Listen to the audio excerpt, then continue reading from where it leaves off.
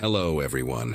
Before we start, make sure to like and subscribe to the channel, and leave a comment with where you're from and what time you're watching. That way, YouTube will keep showing you stories just like this one. Now, let's begin. My apartment building on Whitmore Road had always been the kind of place where neighbors actually knew each other. Not just a quick nod in the hallway, but real conversations, shared meals during holidays, that sort of thing.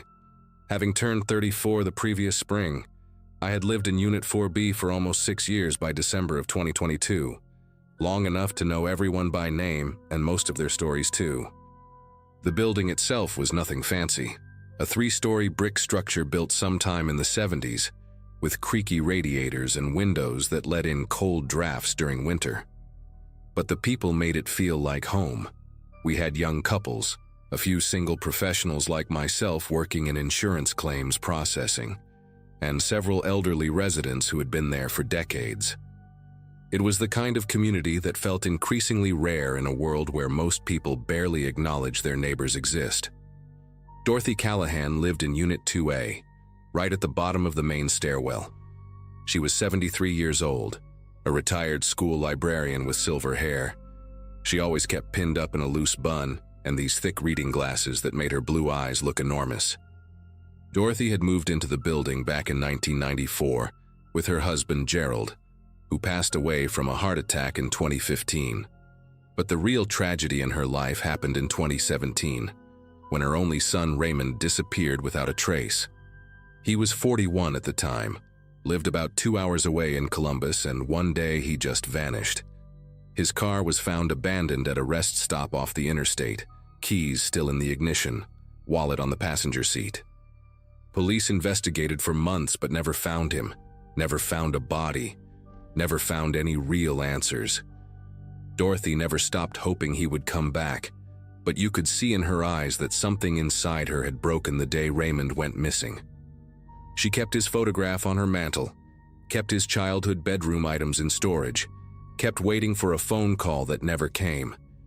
It was my neighbor Vivian from Unit 4A who first came up with the idea for the Christmas surprise.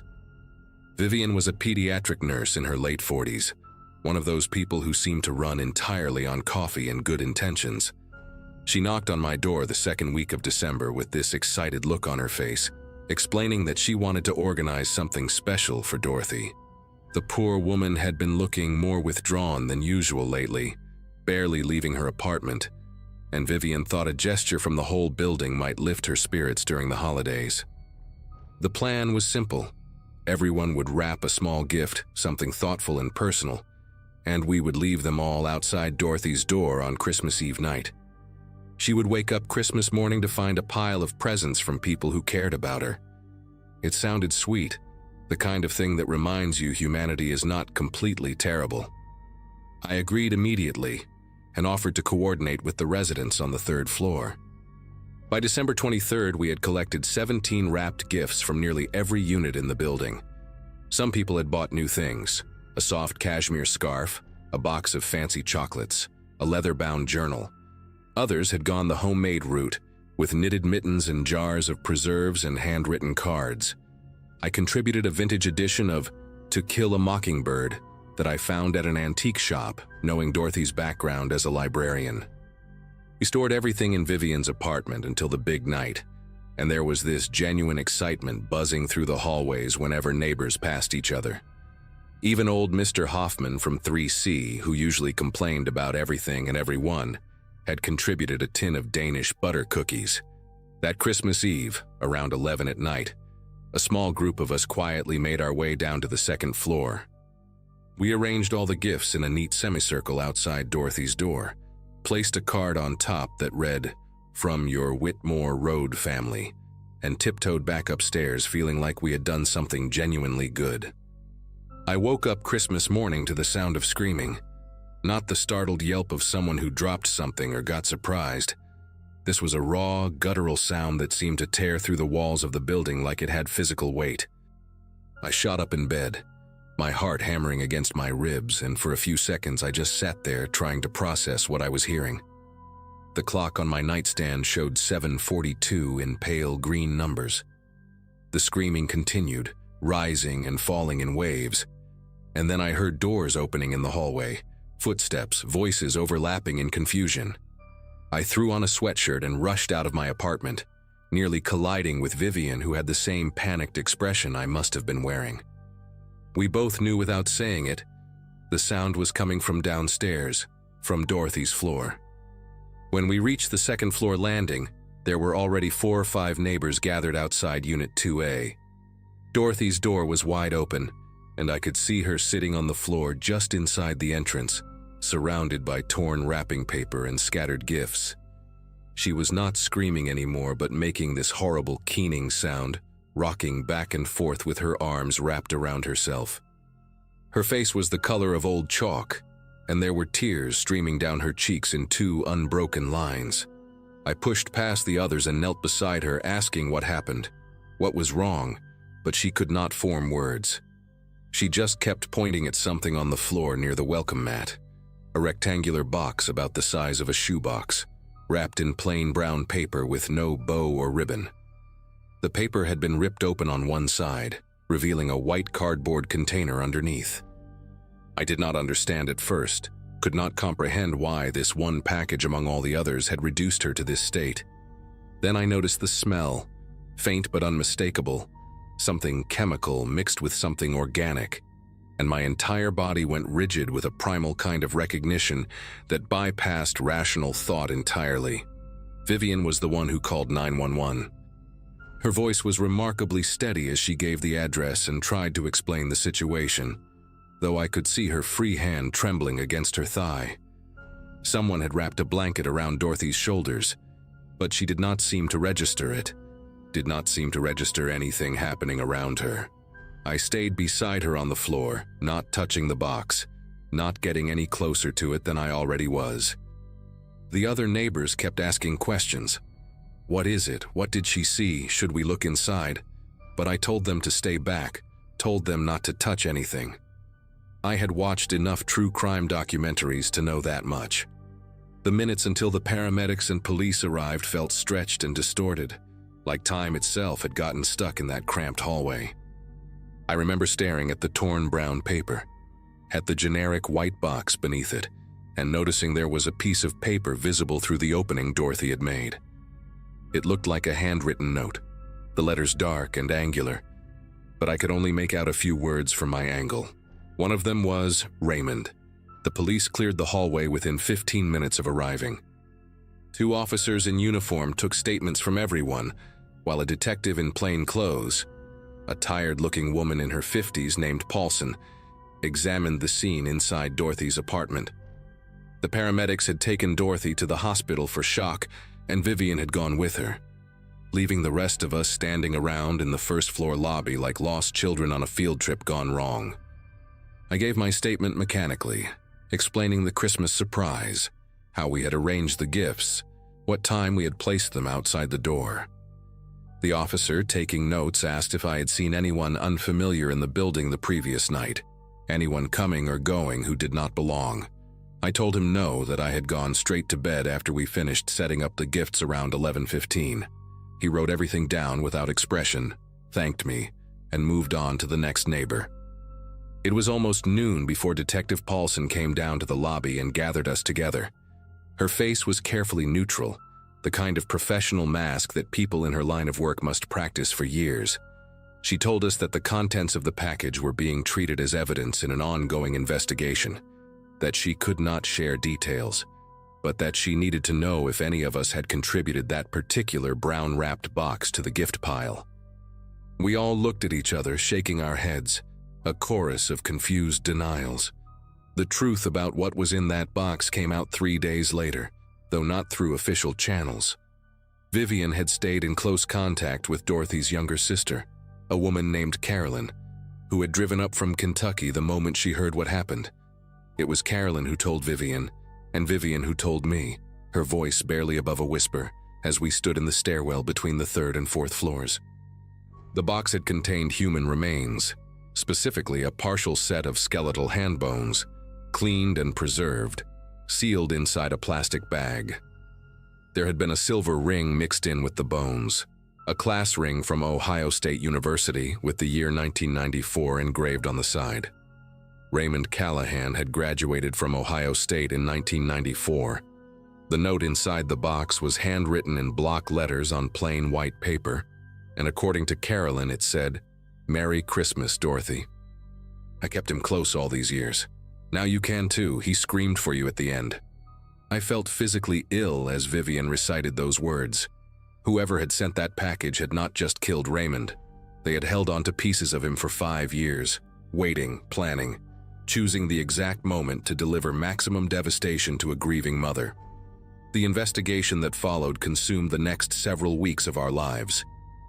Detectives interviewed every resident multiple times, pulled surveillance footage from nearby businesses, canvassed the entire neighborhood asking if anyone had seen someone approach the building on Christmas Eve. The security camera at the convenience store across the street had captured a figure walking toward our building around 10:30 that night, about half an hour before we placed our gifts outside Dorothy's door. The footage was grainy and shot from a bad angle, showing only a person in a dark coat and knit cap, carrying what appeared to be a small package. They walked with a slight limp, favoring their left leg, but beyond that there were no distinguishing features. No face, no clear height estimate, nothing that could identify them. The police traced the brown wrapping paper to a generic brand sold at dozens of stores across 3 states. The white box inside was equally untraceable, the kind you could buy in bulk from any shipping supply company. Whoever had done this understood forensics, understood how to remain invisible, and had clearly spent years preparing for this single act of cruelty. Dorothy never returned to the apartment on Whitmore Road. Carolyn moved her belongings out in mid-January, while Dorothy recovered at a psychiatric facility in Kentucky, and the unit stayed empty for months afterward, a silent reminder of what had happened every time I walked past it. The DNA analysis from the bones came back in February, confirming what everyone already suspected. They belonged to Raymond Callahan. The case officially shifted from a missing persons investigation to a homicide, but that change in classification did not bring any new leads. Detectives theorized that Raymond had been targeted by someone he knew, possibly someone with a personal grudge, but they could never establish a clear suspect. His co-workers, friends, ex-girlfriends, everyone had alibis, everyone passed their polygraphs, everyone seemed genuinely shocked that quiet, unremarkable Raymond had met such a violent end. The person with the limp from the surveillance footage became a ghost that haunted the investigation. A phantom that had appeared for 30 seconds on a grainy camera and then dissolved back into the anonymous mass of humanity. By spring, the detectives stopped coming around as frequently. By summer, the case had gone cold. I still live in the same building, though not a single day passes without me thinking about that Christmas morning. The community we had built here never fully recovered. Some residents moved out within weeks, unable to shake the feeling that someone had walked among us, studied our routines, and used our own kindness as a delivery mechanism for something unspeakable. Vivian transferred to a hospital across town and took an apartment closer to her new workplace. Mr. Hoffman died of natural causes the following autumn, and I sometimes wonder if the stress of that day accelerated his decline. Dorothy passed away 18 months later, according to Carolyn, who sent a brief note to the building's remaining residents. She said Dorothy never spoke about Raymond or the package again, that she had simply retreated into herself until there was nothing left. I think about the person who did this, whoever they are, walking around somewhere with the knowledge of what they accomplished. They are probably still alive, still free, maybe even satisfied with the destruction they caused. The police never identified them, never came close as far as I know. And every Christmas Eve, when I see neighbors exchanging gifts and spreading holiday cheer, I find myself scanning the street outside my window, watching for a figure in a dark coat, walking with a slight limp carrying a package meant for someone who will never see it coming.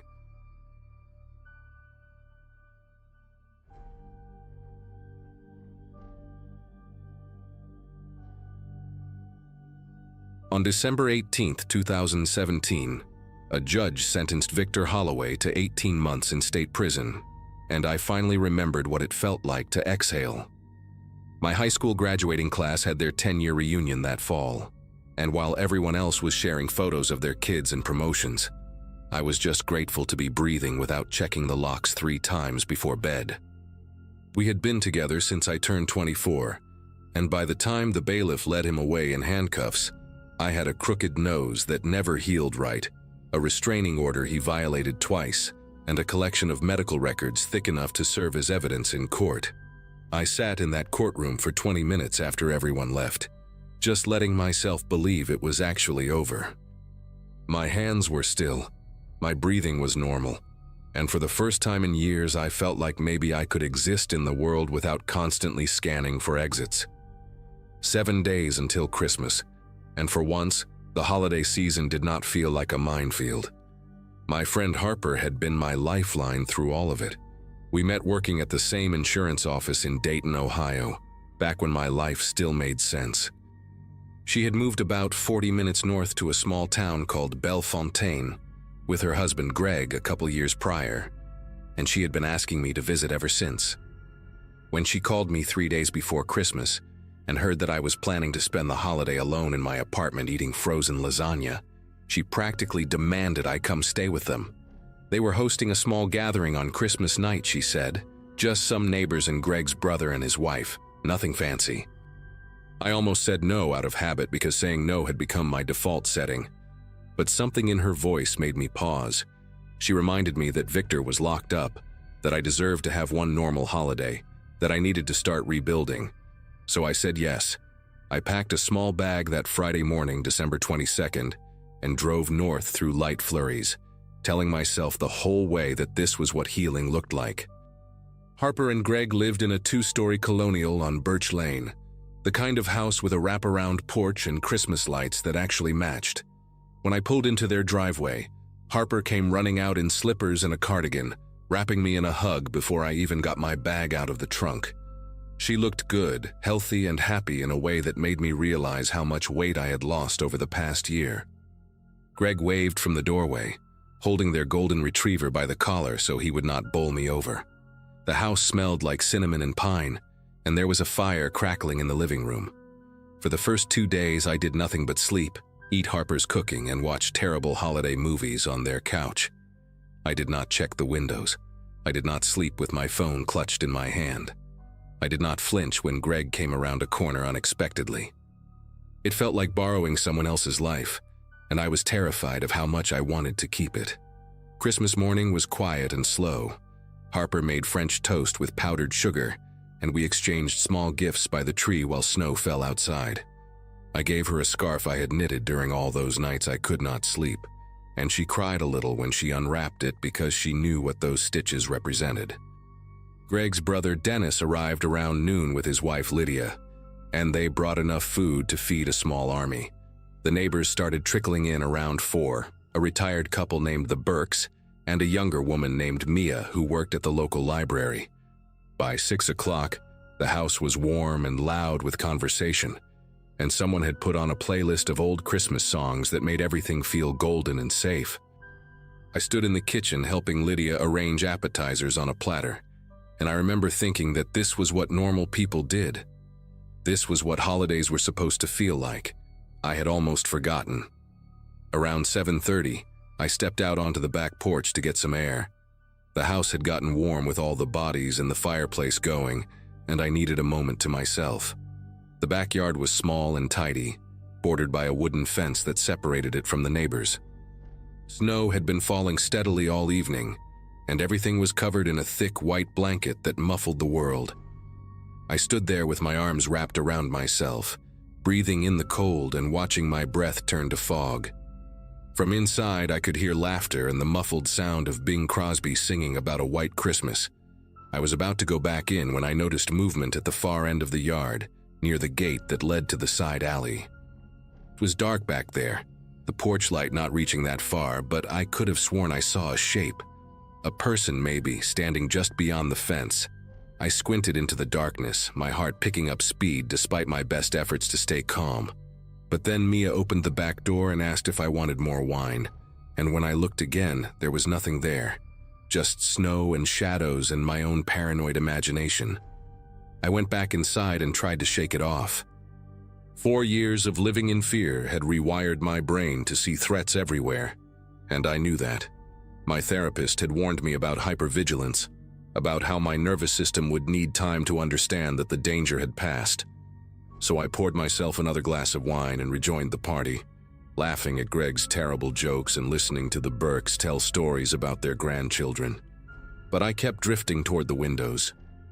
Every few minutes I would find myself standing near the front of the house, looking out at Birch Lane through the gaps in the curtains. The street was quiet and empty, lined with other houses decorated for the holiday, their windows glowing with warm light. Nothing unusual. No one lurking in driveways or standing on corners. Just a peaceful Christmas night in a small Ohio town. I told myself I was being ridiculous. Victor was in prison, 40 miles away, locked behind concrete and razor wire. He could not hurt me anymore. I repeated it like a mantra, but some part of me, some animal instinct buried deep in my chest, refused to believe it. It was almost 9 when I saw him. I had wandered into the front room to grab my phone from my purse, and as I straightened up, I glanced out the window facing the street. There, across the road, standing perfectly still on the sidewalk in front of a dark house, was a man. He was wearing a dark coat and a baseball cap pulled low, and he was staring directly at Harper and Greg's house, directly at the window where I was standing. The streetlight behind him cast his face in shadow, but I knew that silhouette. I knew the way he stood with his shoulders slightly hunched, the way he held his hands in his pockets, the specific tilt of his head when he was watching me. My whole body went rigid, every muscle locking into place like someone had flipped a switch. It was Victor. I knew it was Victor. Every cell in my body screamed his name, even though my rational mind was insisting it was impossible, that he was in prison, that I was seeing things. But I was not seeing things. He was right there, not 50 feet away, watching me through the falling snow. I must have made some kind of sound because Harper appeared at my side a moment later. She asked me what was wrong and I pointed at the window, my finger trembling despite my efforts to keep it steady. She looked, and I watched her face for the recognition, for the horror that I was feeling. But she just frowned and shook her head. She said she did not see anyone. I looked again, and the sidewalk was empty.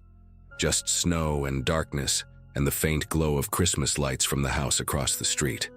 Harper put her hand on my arm and asked if I was okay, and I could hear the concern in her voice, but also something else, something careful. She thought I was having some kind of episode, some trauma response, and maybe she was right. Maybe the stress of the holiday and being around so many people had triggered something. I apologized and said I was fine, just tired, just imagining things. She gave me a long look but did not push it. She suggested I go lie down for a bit, take a break from the noise. I nodded and headed upstairs to the guest room, but I did not lie down. I sat on the edge of the bed in the dark, watching the street through the window, my heart hammering against my ribs. 20 minutes passed, then 30. The party continued downstairs, and I could hear the muffled sounds of conversation and music drifting up through the floor. I told myself that if I did not see anything else, I would go back down and pretend everything was fine. I would chalk it up to exhaustion and too much wine and a brain that had been conditioned to expect danger around every corner. But then, at exactly 9:42 according to the clock on the nightstand, I saw him again. He had moved. He was no longer across the street but standing at the edge of Harper's property, right where the driveway met the sidewalk, partially hidden behind the old oak tree in the front yard. The streetlight caught him just enough for me to see that he had taken off his cap. His hair was shorter than I remembered, buzzed close to his skull, and even from this distance I could see he was smiling. Not a normal smile. The kind of smile he used to give me right before things got bad. The kind that said he knew something I did not, that he was enjoying my fear, that he had all the time in the world. I grabbed my phone and called 911. My voice was shaking so badly that the dispatcher asked me to repeat myself 3 times. I told her my ex was outside, that he was supposed to be in prison, that he had a history of violence and I was afraid for my life. She told me to stay inside, stay away from windows, and that officers were on their way. I went downstairs and pulled Harper into the kitchen, away from the other guests. I told her I had called the police, that I had seen Victor again, that he was on the property. Her face went pale, and for the first time she did not look at me like I was fragile or confused. She looked scared. Greg must have noticed something was wrong because he came in a moment later, and Harper quickly explained the situation in a low voice. He wanted to go outside and check, but I grabbed his arm and begged him not to. Victor had put 2 men in the hospital before we started dating, something I only found out later, and I could not stand the thought of Greg getting hurt because of me. We turned off the music and quietly told the other guests there was a situation, that the police were coming, that everyone should stay inside and away from the doors. The Burkes looked confused but compliant. Dennis kept asking what was going on, his voice too loud, and Lydia had to shush him. Mia pulled out her phone and started recording the front yard through the window, saying she wanted to get evidence if he showed up again. We all stood there in the living room, the Christmas tree lights blinking cheerfully in the corner, waiting for the sound of sirens. The police arrived in under 10 minutes, 2 cruisers with their lights flashing red and blue against the snow. I watched from the window as 4 officers got out and began searching the property with flashlights, checking behind the oak tree, walking the perimeter of the fence, shining their beams into the alley behind the house. They found footprints in the snow, fresh ones leading from the sidewalk to the oak tree, and then back toward the street, where they disappeared near a set of tire tracks. One of the officers, a woman with short gray hair and a calm, steady voice, came inside to take my statement. I told her everything, starting with who Victor was, and what he had done to me and when he was supposed to have been sentenced. She wrote it all down without interrupting, her expression neutral but not unkind. When I finished, she stepped outside to make a phone call. I could see her through the window, pacing back and forth on the porch, her breath visible in the cold air. She was on the phone for a long time. When she came back in, her face had changed. There was something tight around her eyes, something that looked a lot like anger barely held in check. She asked me to sit down, and I knew before she said anything that I had not been imagining things. She explained it slowly, like she was choosing each word with care. There had been an administrative error at the state facility where Victor was being held. Some kind of mix-up with paperwork related to a holiday release program that was supposed to apply only to non-violent offenders serving sentences under 6 months. Victor did not qualify on either count, but somehow his name had ended up on the list. He had been released on unsupervised leave 3 days earlier, on December 22nd, the same day I drove to Bellefontaine. No one had notified me, because no one had realized the mistake until she called it in. The officer told me they would find him, that every unit in the county was being alerted, that I should stay with my friends and not go back to my apartment in Dayton until they had him in custody. She gave me her card and told me to call if I saw anything else. After the police left, I sat on Harper's couch wrapped in a blanket, unable to stop shivering even though the heat was on. The guests had all gone home. Greg was checking every lock in the house for the 3rd time. Harper sat next to me, holding my hand, not saying anything because there was nothing to say. Victor had tracked me here. He had known exactly where I was, 40 minutes from home, in a town I had never visited before. The officer mentioned later, when she called to update me, that they found a tracking app on his phone when they finally arrested him 2 days later at a gas station outside Columbus. He had installed something on my phone months ago, before the trial, and I had never known. He had been watching me the whole time, even from prison, even on Christmas. I still have the same phone number because the police said changing it would not matter, that men like Victor always find another way. Sometimes I think about that night, about how close he was, about what might have happened if I had stepped outside alone, or if the police had taken longer to arrive. I do not have an answer for why he did not try to come inside. Maybe he was waiting for me to be alone. Maybe he just wanted me to know he could reach me whenever he wanted. I moved to a different state 6 months later, and I have not been back to Ohio since. I still check the locks 3 times before bed. Some habits, it turns out, are there to keep you alive.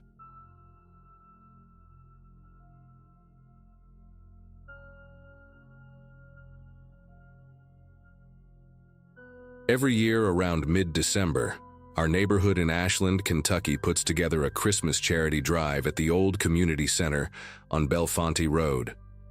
My wife Carla and I had been volunteering for about 3 years straight, and by 2023, we pretty much knew everyone involved. The whole thing runs on trust, you know what I mean? People from the area show up with bags of toys, canned goods, winter coats for kids who need them. Parents fill out these little cards with their children's names, ages, what they might want for Christmas. We sort everything in the back room, and then the week before Christmas, families come pick up their assigned packages. The guy who runs it, Phil Haney, is this retired postal worker who treats the whole operation like a military mission. Clipboard in hand, walkie-talkie clipped to his belt, the works. I turned 34 that November, and remember thinking how nice it was to be part of something good, especially after such a rough couple of years for everyone. That Saturday, December 9th, I showed up around 8 in the morning to help set up the folding tables and hang the donation signs outside. Carla was working a nursing shift at the hospital, so I came alone. Phil was already there with his wife, Georgia, and a few of the regulars were unloading plastic bins from their trucks. But there were 2 guys I had never seen before, both wearing the same red volunteer vests we all wore. One was tall, maybe early 40s, with a buzzed head and a goatee. The other was shorter, stocky, late 20s probably, with this blank expression that made him hard to read. Phil introduced them as Dale and Kenny, said they were cousins who had just moved to the area from West Virginia and wanted to help out. I shook their hands, said welcome aboard, and went back to setting up the check-in table near the entrance. At the time, I remember thinking it was cool that new people wanted to get involved. That thought makes me sick now. The morning went smooth. Families started trickling in around 9, carrying garbage bags full of wrapped presents and boxes of canned food. My job was to check people in, hand them a donation receipt, and point them toward the sorting area in the back. Dale and Kenny were assigned to the back room, helping organize everything by family name and age group. Phil trusted them right away because they showed up early and seemed eager. That is the thing about small towns. If someone shows up and acts helpful, people just assume they belong. Nobody asks for ID. Nobody runs background checks on volunteers for a church basement charity drive. You just take people at their word. I saw Dale a few times throughout the morning, carrying boxes, chatting with some of the moms, even helping a little girl who dropped her hot chocolate near the entrance. He seemed normal, friendly even. Around lunchtime, I took a break and walked to the back room to grab a bottle of water from the cooler. Kenny was standing by the table where we kept the family intake forms, the cards where parents wrote down their kids' names, ages, addresses, wish lists, all of it. He had a stack of them in his hands and was looking through them slowly, one by one. When he noticed me, he put them down quick and said he was just trying to figure out the sorting system. I told him the forms stay at the front desk with me, that we only use the colored tags in the back. He nodded, apologized, handed me the stack. His fingers were cold when they brushed mine, and he walked away without another word. I did not think much of it then. Maybe he was just confused about the process, but later, when everything came out, I kept replaying that moment. The way he was studying those cards, the way he put them down so fast when I walked in. He was not sorting anything. He was reading. The rest of the day moved fast. By 4 in the afternoon, we had collected enough donations to cover almost 60 families. Phil was thrilled, walking around thanking everyone, taking pictures for the community Facebook page. I noticed Dale in a few of those photos, smiling with his arm around some of the other volunteers. Kenny stayed in the background mostly, helping load boxes into the storage closet where we kept everything until distribution day. Around 5, people started heading home. I was packing up the check-in table when I realized the intake forms were not in the folder where I left them. I searched the table, checked under the chairs, asked Georgia if she had moved them. She had not. I found the folder 10 minutes later, sitting on a shelf in the storage closet, tucked behind a stack of coat donations. I assumed someone had misplaced it during the chaos. The forms were all there, so I did not make a big deal about it.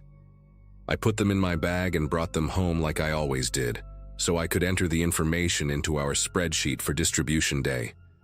Carla asked me how the event went when she got home from her shift. I told her it was great, that we got a lot of donations, that there were 2 new guys who seemed nice enough. I did not mention the thing with Kenny and the forms. It did not seem worth mentioning.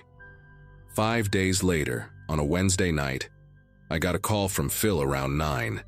His voice sounded weird, tight, like he was trying to keep calm but failing. He asked if I had seen the news. I had not.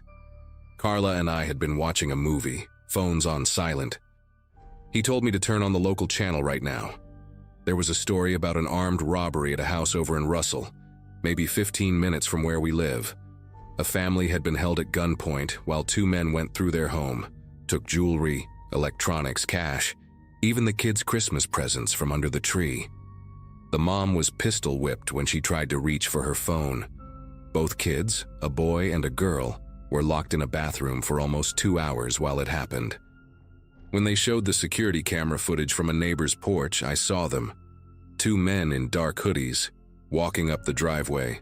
The tall one with the buzzed head, the shorter one with that blank face. Dale and Kenny. I grabbed the armrest of the couch so hard my knuckles went white. Carla asked me what was wrong, and I could not even answer her. I just pointed at the screen. The news anchor was saying that police were looking for 2 suspects in connection with the robbery, and at least 3 other home invasions in Boyd and Greenup counties over the past week. They did not have names yet, just descriptions. White males, 1 tall with a shaved head, 1 shorter and heavyset, armed and dangerous. Do not approach. I sat there for a long time after the segment ended, just staring at the TV while some commercial played. My wife kept asking me what was going on, and finally I told her. I told her about the 2 guys at the charity drive, about Kenny going through the intake forms, about the folder ending up in the storage closet. She went pale. She asked if I was sure, and I said I was as sure as I could be without seeing their faces up close on that footage. But it was them. The way they moved, the height difference, even the way the shorter one walked with his shoulders hunched forward. I called Phil back and told him what I thought. He said he had been thinking the same thing since he saw the news. He had already called the police. The next morning, 2 detectives came to our house before I left for work. They sat at our kitchen table and asked me to describe everything I could remember about Dale and Kenny. What they looked like, what they said, how they acted, where they spent most of their time during the event. I told them about the forms, about finding Kenny with them, about the folder being moved. One of the detectives, a woman with short gray hair named Booth, wrote everything down without looking up. The other one, a younger guy, asked if we had any photos from the event. I remembered the pictures Phil took for the Facebook page. We pulled them up on my laptop right there at the table. There they were, both of them, smiling in their red volunteer vests like they belonged. Dale had his arm around Georgia in one shot. Kenny was in the background of another, standing near the toy donation bin, hands in his pockets. Detective Booth asked me to send her every photo we had. She also asked for the intake forms, the ones with all the family information. When I handed over the folder, she looked at it for a long moment, and then put it in an evidence bag without saying a word. I knew right then that those forms were how they picked their targets. Over the next few days, more details came out. The family in Russell was not random.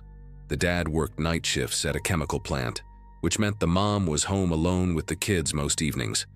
They had listed 2 children on their intake form, ages 7 and 9, and requested winter boots and a gaming console.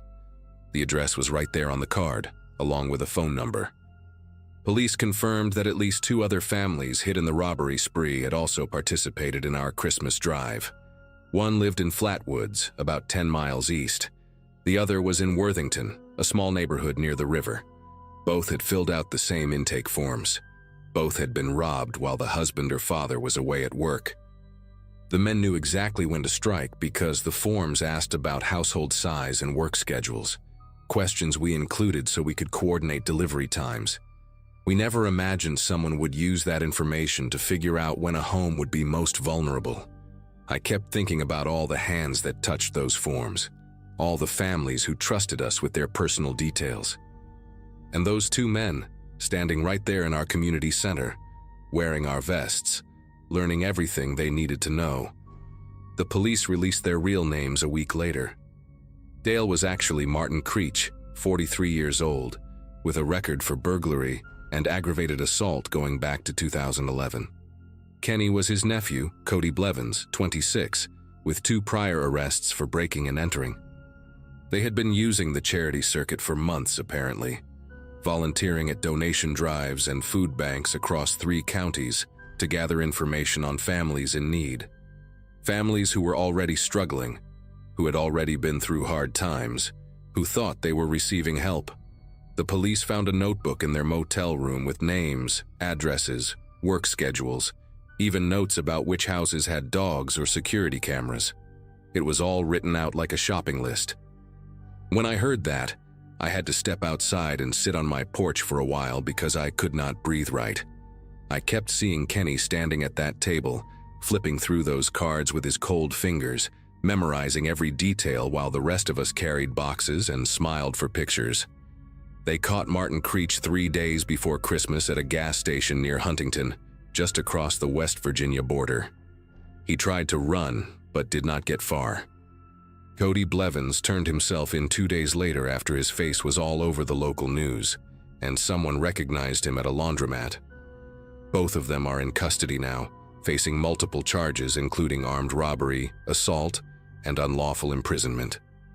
The mom from the Russell family, the one who got pistol whipped, she needed surgery to fix a fracture in her cheekbone. Her kids are in therapy. I heard from Phil that she cannot sleep in her own house anymore, that the family is staying with relatives until they can figure out what to do. The other families are dealing with their own trauma too. One of them has a little boy who will not let his mom out of his sight, not even to go to the bathroom. These are people who asked for help during the holidays and got terrorized instead, and we let it happen. I know it is not really our fault, that we could not have known, but that does not make me feel any better. We gave those men access. We gave them vests and smiles and treated them like they were part of the community. Phil shut down the charity drive for good. He said he cannot do it anymore, that every time he thinks about organizing another event, he feels sick. Georgia told Carla that Phil barely sleeps now, that he blames himself for not asking more questions when those two showed up. The community center put up new security protocols, requiring background checks and ID verification for all volunteers going forward, but it feels like locking the door after everything has already been stolen. I still have trouble trusting new faces. Last month, a guy I did not recognize showed up at our church asking about the food pantry, and I watched him the entire time like he was about to pull a weapon. Carla says I need to talk to someone about it, and maybe she is right. But every time I close my eyes, I see that stack of intake forms in Kenny's hands. I see him reading the names of children, the addresses of struggling families, the schedules that told him exactly when they would be alone and afraid. And I think about how easy it was, how nobody questioned anything, how we just let them walk right in.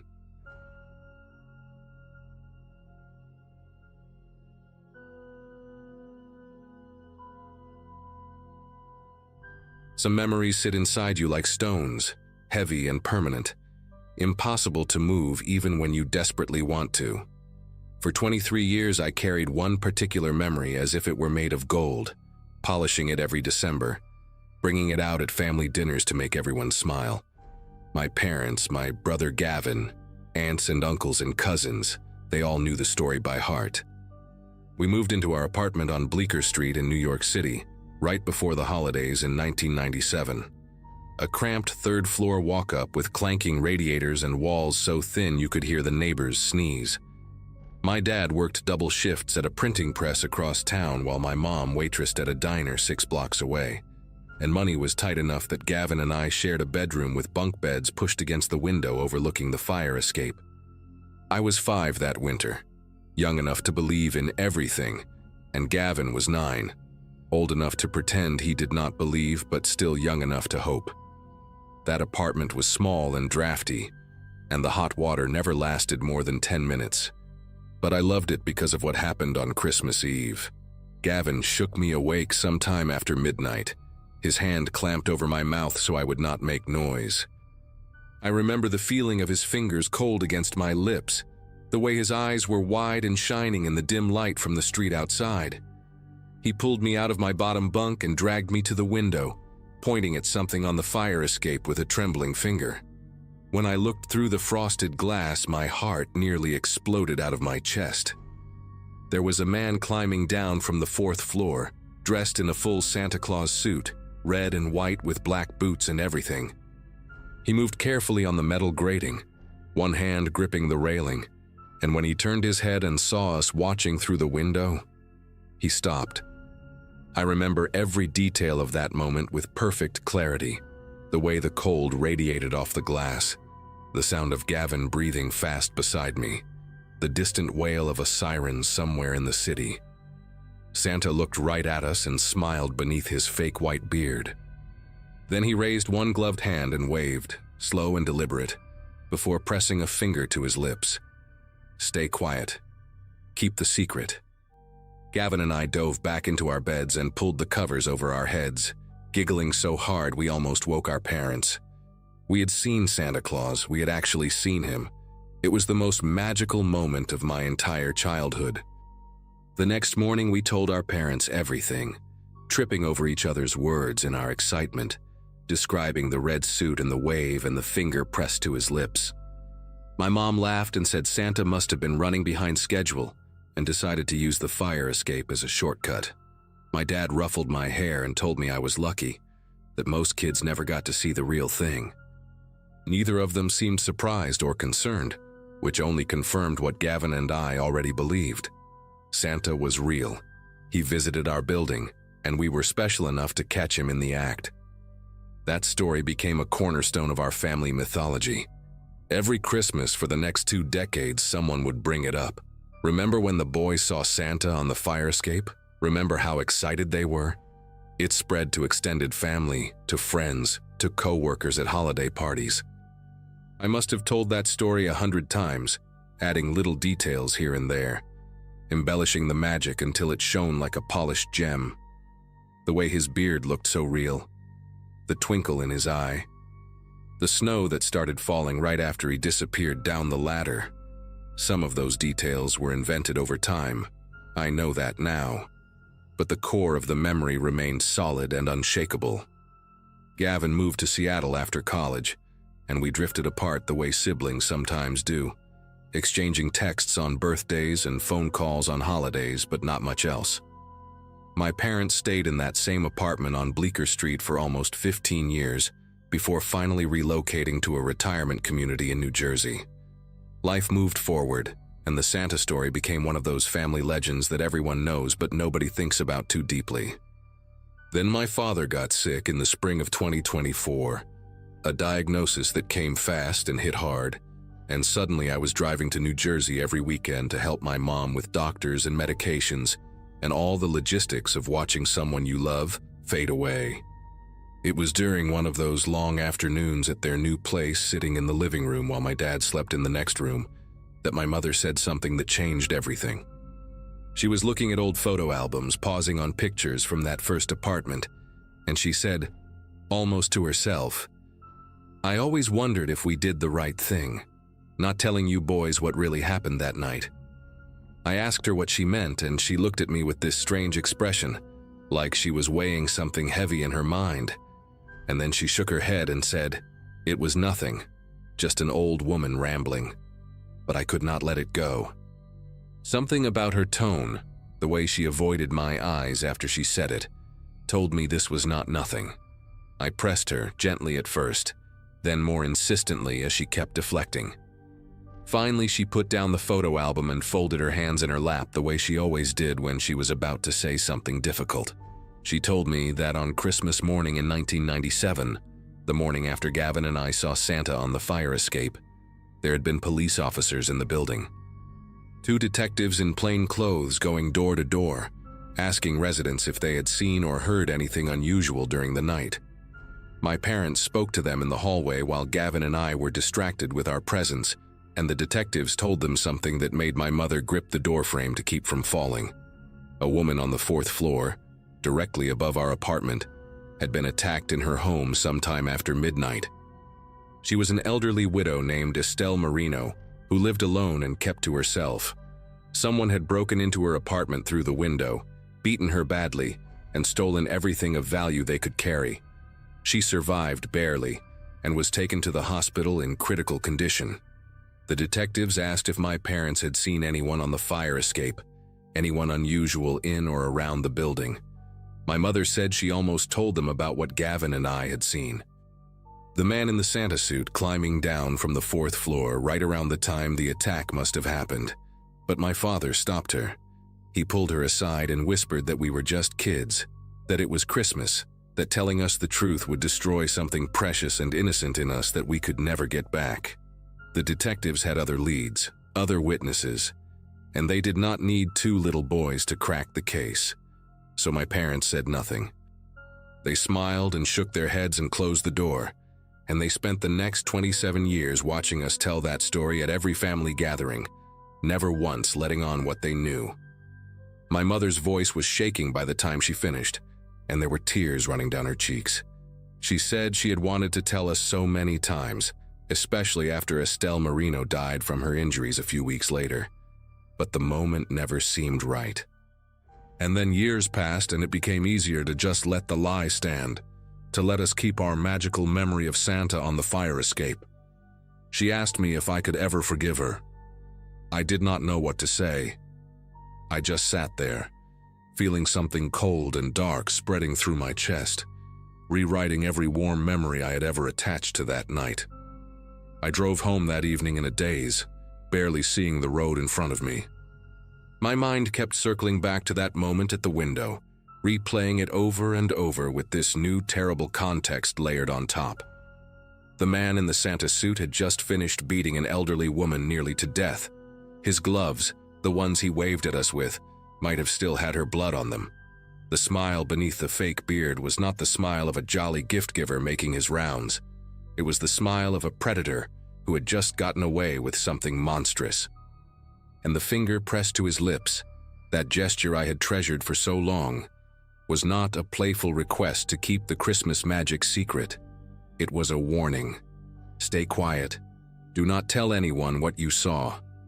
2 little boys in their pajamas, witnesses to his escape, and he had silenced us with nothing more than a wave and a smile. The thought made me pull over to the side of the highway and sit there for a long time, gripping the steering wheel, trying to breathe through the tightness in my chest. When I got home, I called Gavin in Seattle and told him everything. There was a long silence on the other end of the line after I finished, and then he said something that made my throat close up. He said he had always known on some level that something was wrong about that night. He was 9 years old enough to notice things I was too young to catch.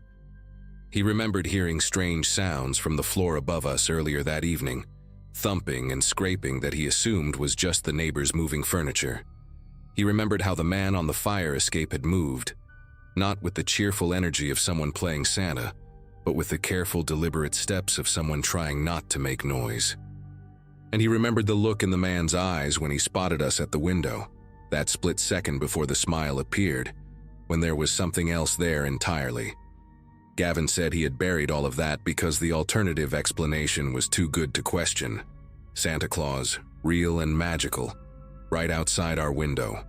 What kid would choose to see anything else? But now, with the truth finally spoken out loud, all those buried details were rising to the surface like bodies in a lake. I spent the next few weeks researching everything I could find about Estelle Marino and what happened to her. The internet did not have much, but I found some old newspaper archives through the public library that mentioned the case. She was 73 years old, a retired seamstress who had lived in that building for over 40 years. The article described the attack as particularly brutal, noting that the intruder had used a heavy object, possibly a lamp or a bookend, to strike her multiple times in the head. She had been found the next morning by her daughter, who came to pick her up for Christmas dinner, and discovered her lying unconscious in a pool of blood near the window. The police suspected the attacker had entered and exited through the fire escape, likely wearing a disguise to avoid being recognized by neighbors. They never caught him. The case went cold within a year, filed away with thousands of other unsolved crimes in a city that had too many to count. Estelle Marino died on January 15, 1998, from complications related to her injuries. She never regained consciousness to identify her attacker. Reading those articles made something shift inside me that I cannot quite explain. All my life I had thought of that night as a gift, a rare and precious brush with something magical. Now I understood that I had been inches away from a killer, separated by nothing but a pane of frosted glass. He could have opened that window. He could have come inside. Two little boys alone in their bedroom in the middle of the night, our parents asleep down the hall, completely unaware that a violent criminal was standing right outside our room. I thought about all the times I had told that story, smiling and laughing, describing the joy and wonder I felt when Santa waved at me. I had been celebrating a moment that happened directly after a woman was beaten nearly to death. I had been cherishing a memory of the man who killed her. The shame and horror of that realization hit me in waves, each one worse than the last. I stopped eating. I stopped sleeping. I could not look at Christmas decorations without feeling sick to my stomach. My wife thought I was having some kind of breakdown, and maybe I was. My father passed away that August, never knowing that my mother had finally told me the truth. We buried him on a Thursday in a small cemetery in New Jersey, and afterward, while the rest of the family gathered at my parents' place for food and quiet conversation, I found myself standing alone in the backyard, staring at nothing. Gavin had flown in from Seattle for the funeral, and he came outside to stand beside me. We did not say anything for a long time. Then he put his hand on my shoulder and said that he had been thinking about what to do with this thing we now knew, this terrible secret that had been weighing on both of us for months. He said he wanted to call the police, to tell them what we saw that night, even though it was almost 30 years too late. Not because he thought it would solve the case or bring anyone to justice, but because Estelle Marino deserved to have someone finally speak up for her. I thought about it for a while, watching the sun dip below the tree line, and then I nodded. We went inside and I looked up the number for the NYPD tip line, and Gavin made the call while I sat beside him, listening. The detective who called us back a few days later was polite but not particularly hopeful. He said the case had been cold for decades and that without more specific details, a description of the suspect beyond a man in a Santa suit, there was not much they could do. He thanked us for coming forward and said that our account would be added to the file, just in case anything else ever turned up. That was it. No dramatic breakthrough, no closure, no justice for Estelle Marino. Just our words added to a stack of paper in some forgotten filing cabinet, one more piece of a puzzle that would probably never be completed. But something in me loosened after that call, some knot that had been tightening in my chest since the day my mother told me the truth. I had spent my whole life keeping Santa's secret without even knowing it. Now, finally, I had broken my silence. It was not enough, but it was something. Christmas will never feel the same to me again. Every year when December comes around and I see the decorations going up and hear the carols playing in every store, I think about that man on the fire escape, his gloved hand raised in a wave, his finger pressed to his smiling lips. I think about how close he was to us, how easily he could have come through that window, how different everything could have been. And I think about Estelle Marino, alone in her apartment on Christmas Eve, the last night of her life, while two little boys in the floor below giggled under their covers and dreamed of magic. Some memories sit inside you like stones. This one will never leave me.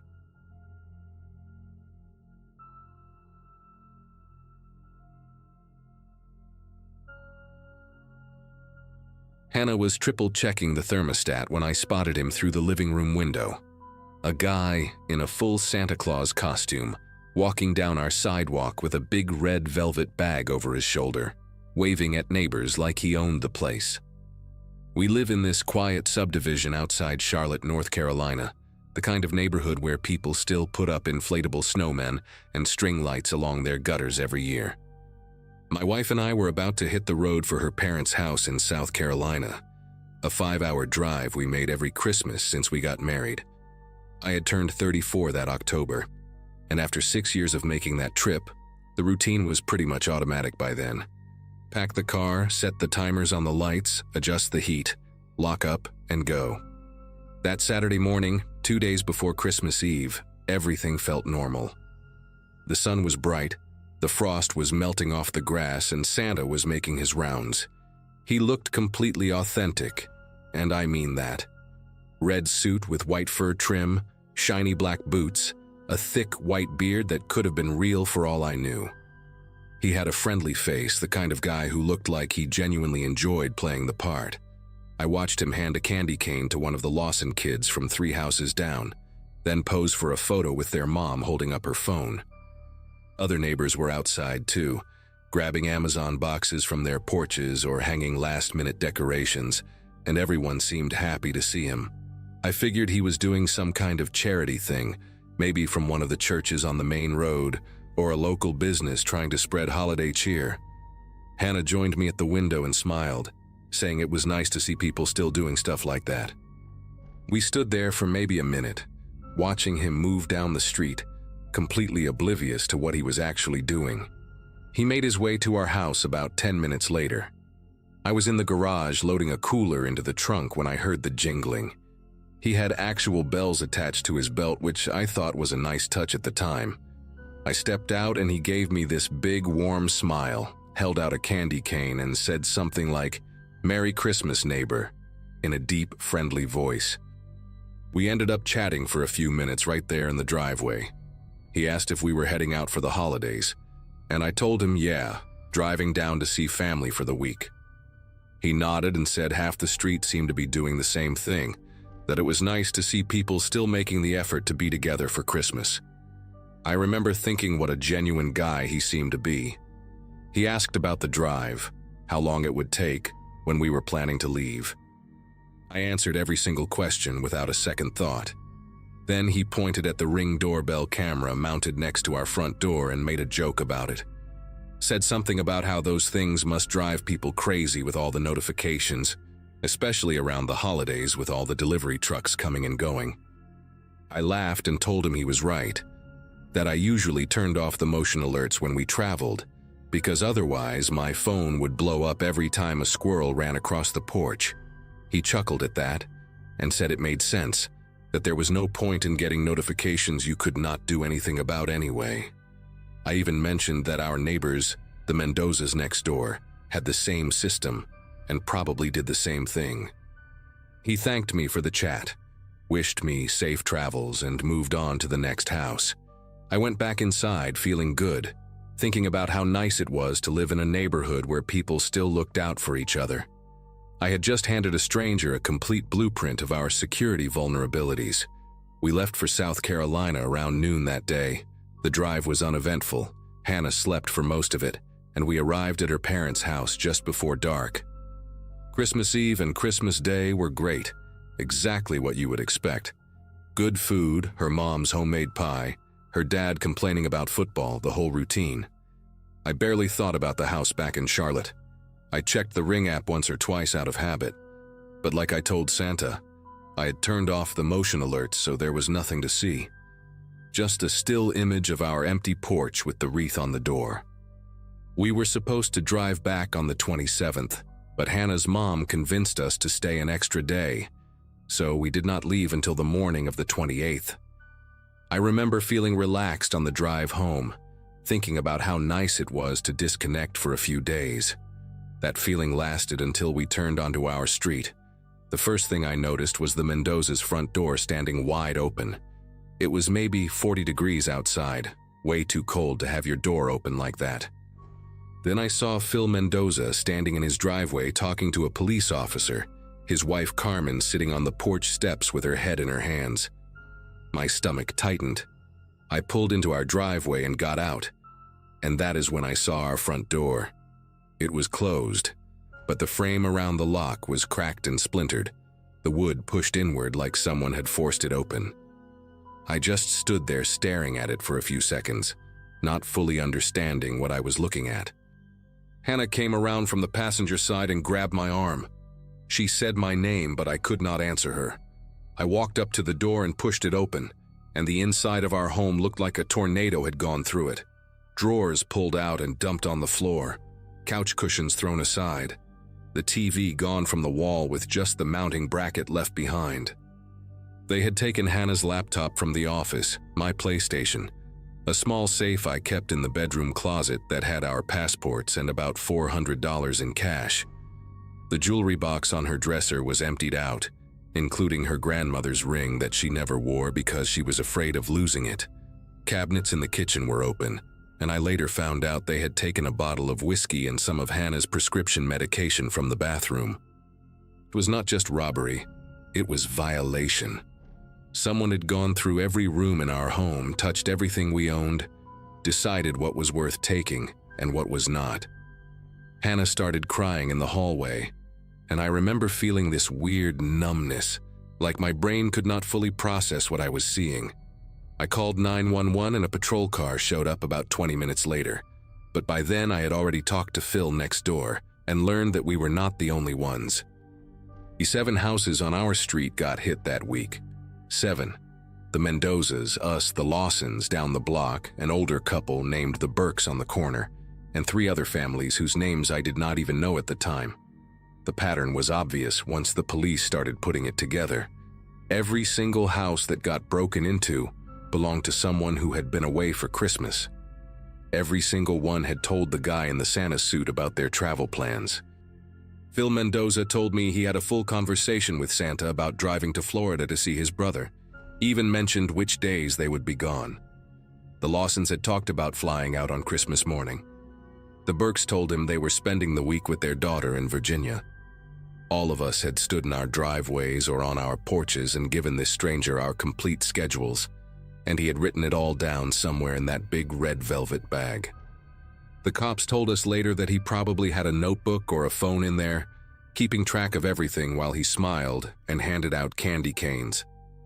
The detective who took over the case was a woman named Reese, and she was the one who finally explained how it all worked. She said this kind of thing was more common than people realized, criminals using holiday disguises to scout neighborhoods because nobody suspects Santa Claus. She told me that the guy had probably walked our entire street in under 2 hours and collected enough information to plan a week's worth of burglaries. The costume gave him the perfect cover. People invited him into conversations, took photos with him, let their kids hug him. Nobody asked for identification or wondered why he was there because the Santa suit answered every question before it could be asked. Detective Reese said they had found similar cases in other states, guys dressing up as delivery drivers during the holidays, fake charity collectors, even people pretending to be carol singers. The holiday season makes everyone trusting, she said, and predators know how to exploit that. I sat in my ransacked living room listening to her explain all this, and I kept thinking about how I had smiled at him, shook his hand, wished him a Merry Christmas. The worst part was the conversation about the cameras. I could not stop replaying it in my head for weeks afterward. He had brought it up so casually, like it was just small talk, just a friendly observation about modern technology. And I had answered him without thinking, told him exactly how to avoid being recorded. I even mentioned the Mendozas, pointed right at their house and said they probably did the same thing. When Phil found out about that, he did not say anything to me, but I could see it in his face. His wife, Carmen, would not look at me for months. I had basically drawn a map for the guy, told him which houses were vulnerable and when they would be empty. Detective Reese said I should not blame myself, that these people were professionals and knew exactly what questions to ask, but that did not make me feel any better. I had spent years building a life in that neighborhood, and in one 5-minute conversation, I had helped destroy the sense of safety that everyone there used to feel. They never caught him. That is the part that still keeps me up at night sometimes. Detective Reese called me a few times over the following months with updates, but they never led anywhere. A couple of neighbors had taken photos with him, but the beard and the hat and the glasses he was wearing made identification almost impossible. One of the Lawson kids had a picture where you could see part of his face, but it was blurry and taken from a low angle. The police checked pawn shops, online marketplaces, anywhere stolen goods might show up, but nothing from our street ever surfaced. Whoever this guy was, he knew what he was doing. He probably sold everything out of state, or had connections that kept the stuff off the radar. The detective told me these operations were sometimes run by organized groups who targeted multiple neighborhoods across different cities during the holidays. Our street was just one stop on a longer route. That thought made it even worse somehow, knowing that we were not special, that we were just easy marks on a list. It has been almost 2 years now, and I still think about it more than I should. We got new locks, a better security system, cameras that stay on no matter what. I do not turn off the alerts anymore, even when we travel. Hannah says I have become paranoid, and maybe she is right, but I cannot help it. Every December, when the decorations go up and the holiday spirit takes over, I find myself watching the street a little more carefully. I see a Santa at the mall or ringing a bell outside a store, and my chest gets tight. I know most of them are just regular people doing a job or volunteering their time, but I also know that one of them might not be. That is what he took from me, more than the TV or the PlayStation or the cash in the safe. He took the part of me that used to trust strangers during the holidays, the part that believed a man in a red suit handing out candy canes could only have good intentions. I do not think I will ever get that back.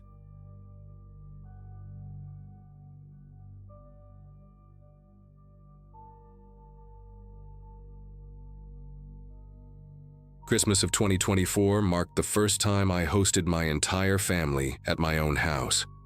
After spending most of my 20s grinding through nursing school and then clocking endless 12-hour shifts at St. Francis Hospital in Portland, I had finally reached a point where life felt stable. My husband Victor and I had bought our first house 6 months earlier, a beautiful 2-story Craftsman on Birchwood Lane, and inviting everyone over for Christmas Eve dinner felt like a rite of passage. My parents drove up from California. My younger brother Mateo brought his new girlfriend, and my aunt and uncle came with their 3 kids. The house was packed with 17 people total, and the chaos was exactly what I had dreamed about when we signed those mortgage papers.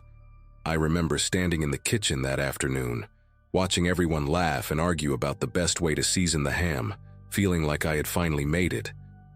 The evening was loud in the best possible way. My uncle had set up a speaker system in the backyard, blasting a mix of Latin Christmas music that had the kids dancing on the patio. Victor was in charge of the grill, turning over carne asada while my dad supervised with a beer in hand and unsolicited advice on his lips. Inside, the TV was playing a holiday movie that nobody was watching, and the kitchen radio competed with its own stream of carols. Fireworks had started early in our neighborhood. Our neighbors on both sides were the type to begin celebrations at sundown, and the constant pop and crackle of explosions had become background noise. I did not mind the symphony of sounds. It felt festive, alive, like our little house had a heartbeat. What I did not realize then was how effectively all that noise would mask everything else. Around 8 in the evening, after we had finished the main course and everyone was scattered between the kitchen and the backyard picking at leftovers, I decided to stay behind in the living room to clean up. Plates were stacked on the coffee table, napkins crumpled on the couch, and someone had spilled red wine on the armrest of my favorite chair. I told Victor I would handle it while he kept the guests entertained. The living room sat at the front of the house, separated from the kitchen by a long hallway, and with the back door open for people to flow in and out, I could barely hear the conversations happening just 50 feet away. I had my own music playing on my phone, a podcast actually, some true crime thing I had been binging, and I moved methodically through the mess, grateful for a few minutes of quiet productivity. The front windows faced the street, and every few seconds the sky would light up pink or green from the neighbors' fireworks. I must have been cleaning for about 20 minutes when I realized I needed extra blankets. The temperature had dropped significantly, and my aunt had mentioned that the kids were getting cold on the patio. We kept spare blankets in the upstairs hallway closet, so I paused my podcast, set down the trash bag I had been filling, and headed for the stairs. Our staircase was one of those old wooden ones that creaked with every step, and I remember thinking how much I loved that sound. It gave the house character. I climbed slowly, my legs tired from standing all day, and reached the second-floor landing. The hallway was dim, lit only by the faint glow coming from the bathroom nightlight we always left on. But as I turned toward the closet, I noticed something that made me stop mid-step. The door to our guest bedroom was open, and the light inside was on. I distinctly remembered closing that door and turning off that light before the guests arrived because I had tossed some gift-wrapping supplies in there that I did not want anyone to see. I stood there for a moment trying to rationalize it. Maybe one of the kids had wandered upstairs to explore. Maybe Victor had come up for something and forgot to turn the light off. It was a reasonable explanation, and I almost accepted it without question, but something kept me rooted to that spot in the hallway, a feeling I could not quite name. It was not fear, not yet. More like the sensation you get when you walk into a room and forget why you came in. A subtle wrongness. I took a breath and walked toward the guest bedroom, pushing the door open wider. The room looked mostly normal. The bed was made, the curtains were drawn, and the gift bags I had hidden were still sitting in the corner by the dresser. But then I noticed the closet. The sliding door was open about 6 inches, and I knew with absolute certainty that I had left it closed. I always left closet doors closed. It was one of those small habits that had followed me since childhood. Something about open closet doors at night that had always unsettled me. I walked over to the closet and slid the door open completely, half expecting to find one of my little cousins hiding inside as a prank. But it was empty. Just hanging clothes, some storage boxes on the shelf above, and the faint smell of the cedar blocks I kept in there to ward off moths. I let out a breath I did not realize I had been holding and told myself I was being ridiculous. Old houses settle, doors drift open, kids mess with things. I grabbed what I needed from the hallway closet, 2 thick quilts that my grandmother had made years ago, and headed back downstairs. But as I reached the bottom step, my phone buzzed in my pocket. I pulled it out and saw a notification from our home security app. The message read, "Front door sensor triggered at 7:47 p.m. Alert delayed due to system overload." I stared at the screen, reading those words over and over. It was now 8:23 p.m. The alert had been delayed by more than 30 minutes, and I had been in the living room the entire time. My first thought was that it must have been one of the guests coming in through the front instead of the back. People had been moving around all evening, and maybe someone had stepped out to grab something from their car. But the more I thought about it, the less sense it made. Everyone had parked in the driveway or along the side of the house, and the back door had been the main entrance all night. I scrolled through the app, looking for more information, but the system had been overwhelmed by the constant motion of 17 people, and had stopped recording video clips hours ago. The notification was all I had, a single line of text telling me that something had triggered the front door sensor at 7:47 p.m., right around the time the fireworks had started getting intense, right around the time the music in the backyard had been turned up to compete with the explosions. I thought about the guest bedroom upstairs, the light, the closet door. The timeline clicked into place in my head like puzzle pieces I did not want to see connected. I found Victor in the backyard, laughing at something my uncle had said, a fresh beer in his hand. I pulled him aside and showed him the notification, whispering so I would not alarm anyone else. He looked at the screen, then at me, and I could see him going through the same mental gymnastics I had. He asked if I was sure about the guest bedroom, if maybe I had just forgotten. I told him I was certain that I had specifically closed that door and that light because of the gifts. His expression changed then, the easy smile fading into something more serious. He handed his beer to my brother and told me to stay outside with everyone while he checked the house.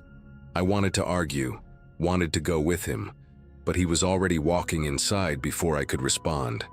I stood there on the patio, surrounded by my family, watching the back door close behind him, and I have never felt more afraid in my own home. The kids were still dancing, my mom was pouring more wine, and the fireworks kept screaming into the sky, and all I could do was count the seconds until Victor came back. He was inside for what felt like an eternity, but was probably only 4 or 5 minutes. When he came back out, his face was pale and he was holding his phone to his ear.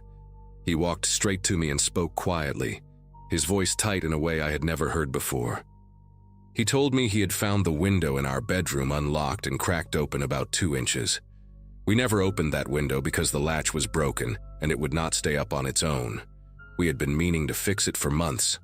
Someone had propped it open from the inside with one of my hardcover books from the nightstand. He said he had also found muddy footprints on the carpet near the window, faint but visible, leading from the window toward the bedroom door. Whoever had been in our house had gone out through that window, probably when they heard me coming up the stairs. Victor was already on the phone with 911, and within 10 minutes there were 2 police cruisers parked in front of our home, their red and blue lights mixing with the colors of the fireworks still exploding overhead. The officers searched the entire house while my family huddled in the backyard, confused and frightened. My mother kept asking what was happening, and I could not bring myself to explain it fully, not yet. The police found more evidence that made my legs feel weak. There were scuff marks on the exterior wall beneath our bedroom window, suggesting someone had climbed down in a hurry. In the guest bedroom closet, the one I had checked and found empty, they discovered a small backpack wedged behind the storage boxes on the upper shelf, a spot I had not thought to look. Inside the backpack were zip ties, a roll of duct tape, a pocket knife, and a flashlight. The officer who showed it to me had this look on his face, a mixture of professional detachment and something like pity. He said it appeared that whoever entered our home had planned to wait, possibly for hours until the house was quiet and everyone was asleep. The realization hit me like a physical blow. While I had been cleaning wine stains off my furniture, someone had been hiding 15 feet above my head, listening to my podcast playing through my phone, waiting. The investigation that followed revealed something even more disturbing. Over the next few weeks, detectives connected our case to a string of similar incidents across the Portland metro area.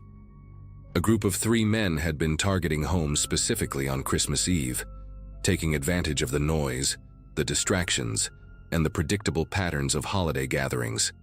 They would scout neighborhoods in the days leading up to the holiday, looking for houses with large families arriving, multiple cars in driveways, and signs of outdoor celebrations.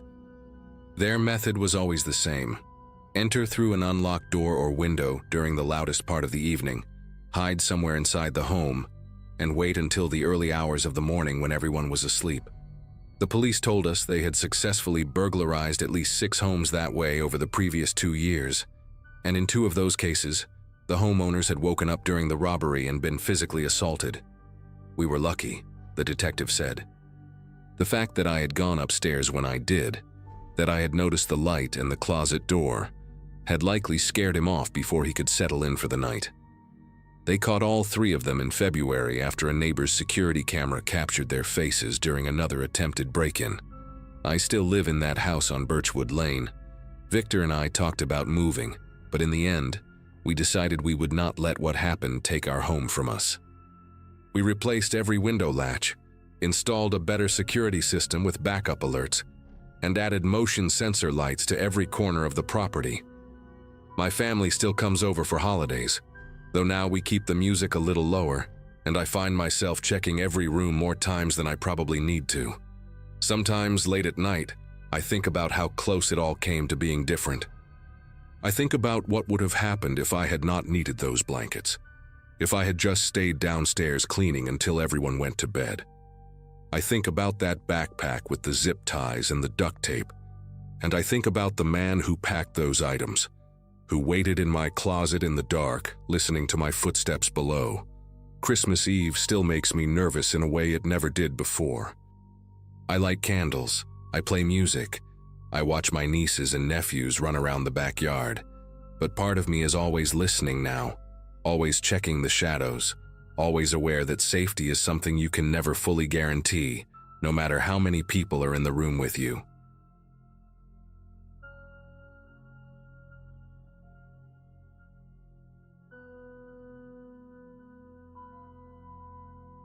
Christmas Eve found me living alone in a rented farmhouse far from town, the kind of place people only pass if they're lost or looking for trouble.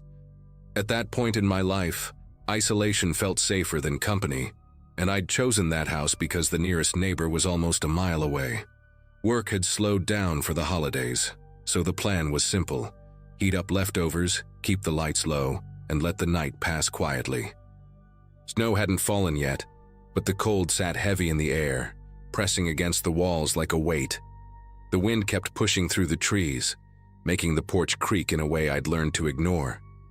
I remember standing at the sink, rinsing a mug, thinking how silent everything felt for a night that was supposed to be warm and full. The radio hummed softly in the background, some old holiday song distorted by static. That quiet, ordinary moment is burned into my memory now.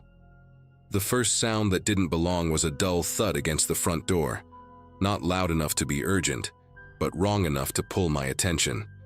Another followed, heavier, like a shoulder instead of a hand. Through the frosted glass, a shadow shifted back and forth, uneven, swaying slightly. When a voice came through the door, it was slurred and thick, asking for someone by name, a name I didn't recognize at all. I answered through the door, telling him he had the wrong place, trying to keep my tone calm and steady. He laughed in a way that didn't match anything I'd said, then insisted I stop lying to him. The smell of alcohol seeped in when he leaned closer to the door, sharp and sour even through the wood. Each sentence he spoke circled back to the same demand. He needed to see someone who wasn't there. I cracked the door just enough to see him clearly, which I regret to this day. He was older than I expected.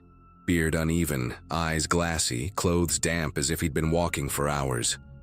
One hand kept flexing at his side, opening and closing like it was remembering something it used to hold. I told him again that nobody by that name lived there, that he needed to leave, that I could call for help if he didn't. That's when his tone changed, dropping low, accusing me of hiding her, of thinking I was smarter than him. He shoved the door before I could react, the frame splintering as it gave way. The radio fell silent when it hit the floor, and suddenly the house felt much smaller. The next few minutes blurred together, but certain details won't leave me. His boots scraping across the wood floor, knocking over a chair as he moved deeper inside. The way he kept calling out that same name, louder now, angrier, like the walls were supposed to answer him. I grabbed the only thing within reach that felt solid enough to matter, my heart pounding so hard it drowned out my own thoughts. I shouted for him to leave, back toward the kitchen, every step calculated and slow. When he lunged, it wasn't with purpose, just rage and momentum. What happened after that stays locked behind a fog of noise, impact, and the smell of spilled liquor mixing with pine cleaner. When it finally stopped, the house went quiet again, but it was a different kind of quiet than before.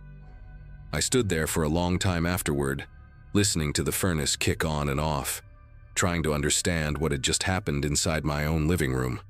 The intruder lay motionless near the doorway, his breathing shallow and uneven, eyes half open but unfocused.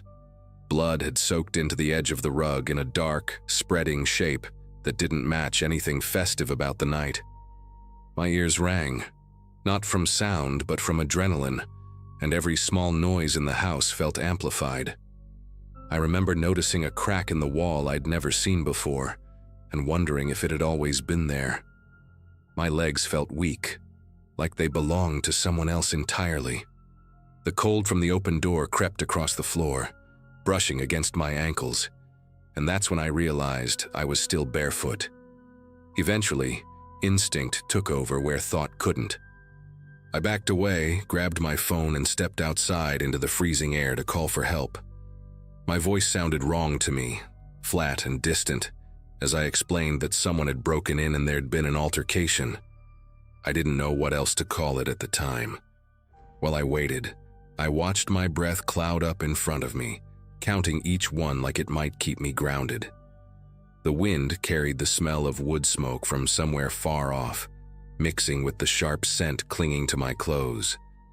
When headlights finally appeared down the long dirt drive, relief came mixed with a sudden fear of what I was about to say out loud.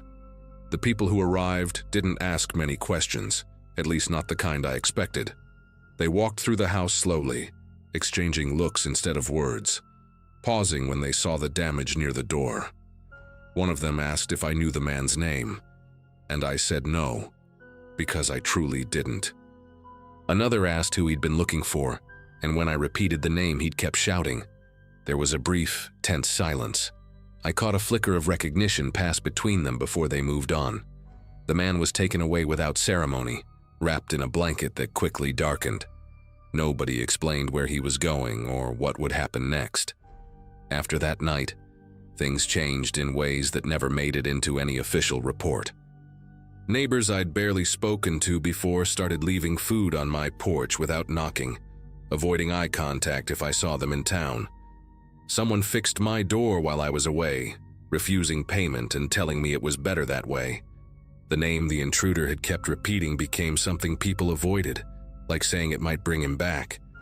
No charges were ever mentioned, no follow-ups made. Life moved on around me, but Christmas Eve never felt the same again. Even now, when the wind hits the house just right, I think about how quickly ordinary silence can turn into something else entirely. In the weeks that followed, I stayed in that house longer than I probably should have, trying to convince myself that leaving would mean letting the night win. I scrubbed the floor where the rug had been, even after the stain was gone, until the wood lost its shine. Sleep came in short bursts, always shallow, always interrupted by dreams where someone stood just out of sight, calling a name that echoed through empty rooms. I stopped playing music at night because silence felt easier to control than sound. Every knock, even during the day, made my chest tighten in a way I couldn't explain to anyone. People around town acted kind but careful, like they were handling something fragile. Nobody asked for details and nobody offered explanations either. Eventually, I asked one of the older locals about the name, doing my best to sound casual. The conversation ended faster than it began, his expression closing off as if I'd crossed a line without knowing it. He told me some things were better left where they fell and suggested I focus on moving forward. That answer followed me home, sitting heavier than any clear explanation would have. It was then I noticed small things that hadn't registered before, like how the mailbox had once been repainted over an older name, or how the barn behind the house had been locked from the outside for years. None of it proved anything, but it all hinted at a past I'd unknowingly stepped into. I stopped asking questions after that. By the time spring started pushing through the frost, I made the decision to leave. Packing felt strange, like I was dismantling a life that never fully belonged to me. On my last night there, I walked through each room with the lights on, touching the walls, listening to the house settle. Nothing happened, no sounds, no shadows, just an overwhelming sense of finality. I locked the door, slid the key into the drop box, and didn't look back down the long drive. The house disappeared behind the trees, swallowed by distance and darkness. Some places don't need ghosts to be haunted. Even now, years later, I think about how easily I could have ignored that first knock. The official version of events never existed, and I learned to live without one. What matters is that the situation ended, and I walked away alive, carrying answers I didn't ask for and questions I no longer chase. The locals moved on, and so did I, but there's an unspoken understanding that binds us to that night. Christmas Eve still makes me uneasy, no matter where I am. Silence, I've learned, can hold more weight than any confession.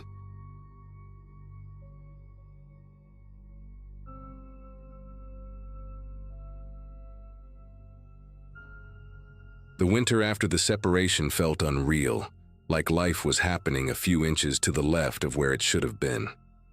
At that point, I was living in a rented townhouse with my 2 kids, trying to keep routines intact while everything else shifted under our feet. Money was tight, emotions were tighter, and the holidays only magnified what was broken. I worked mornings at a logistics office and afternoons were a blur of homework, grocery lists, and pretending things were normal. Christmas Eve arrived with that forced cheer people wear when they're exhausted but determined. I remember thinking that if we could just get through that day, maybe the worst was behind us. The kids were excited in that quiet, cautious way children get after a big change. I was focused on keeping the peace, even if it meant swallowing my own discomfort. The knock came in the early evening, sharp and deliberate, not the casual tap of a neighbor. Opening the door, I was met by my ex standing too straight, coat zipped all the way up, eyes locked past me toward the hallway. He hadn't told me he was coming, which was already against what we'd agreed through lawyers. His voice was calm, almost rehearsed, as he said he deserved time with the kids on Christmas Eve. There was something unsettling about how he avoided looking at me, like I was furniture in my own house. He insisted it should be just him and them. No distractions, no arguments. I remember the smell of cold air and peppermint gum when he stepped inside. Every instinct told me this was a bad idea, but I was tired of fighting and didn't want a scene in front of the kids. They sat together in the living room while I hovered in the kitchen, pretending to clean already clean counters. Laughter drifted in short bursts, then long stretches of silence that made the house feel hollow. At one point, I heard him talking about how families are supposed to stay together, how kids need both parents under one roof. His tone wasn't angry, just flat, like he was stating facts no one else could see. I checked the clock more times than I can count, noticing how slowly the minutes crawled.